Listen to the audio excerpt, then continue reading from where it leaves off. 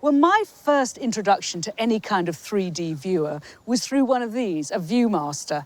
And here we're surrounded by the most fantastic sort of historical step-by-step collection of stereoscopic viewers, to give them their proper name. Now, who owned these? And I should also ask, why? Well, it's the collection of our father, who sadly died quite recently. And this is your father here? It is, yeah. Fabulous. Yeah. And he spent many years, over 40 years, collecting stereoscopic equipment and also taking stereoscopic film. What was the sort of spur originally? Well, he was always a keen photographer, and I think it was sometime in the mid-70s, a friend of his showed him a beam splitter that's attached to the front of a normal camera, which turned it into a stereo camera, and he was just, smitten by it. He was hooked. He was hooked, yeah, by the magic of that depth to the photography.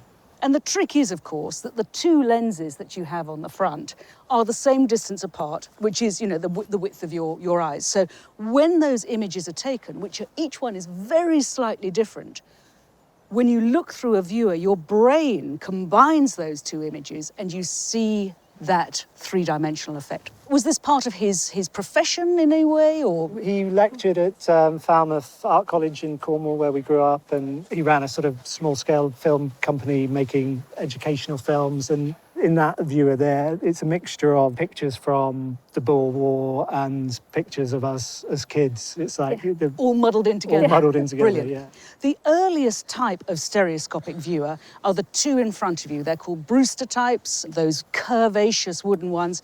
And it was, in fact, David Brewster who exhibited those at the Great Exhibition in 1851. So that is the start of it being really popular.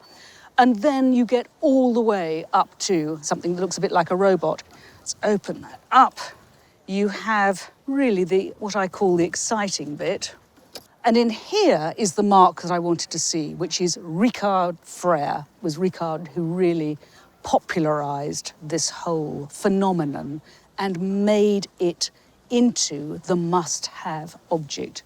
And let's look at what they were seeing. We've got Boer War photographs. And this is what kept people informed. We've got pictures of a field telegrapher at Klipdrift. We've got battle scenes.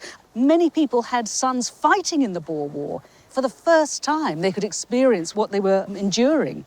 Oh, there's a little picture down here. Is this you? It is. Is that you? It is. A photograph taken by your dad in glorious 3D. Yeah. Oh, fantastic. One of many.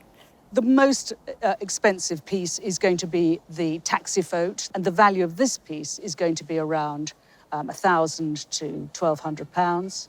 What I'm valuing here, I would have said £5,000 to £10,000. And who alone knows what the rest of the collection is worth, which is all still packed up. I mean, it's a really significant collection. It's fabulous. Thank you very much indeed. Thank you. But now I actually want to look at the elephant.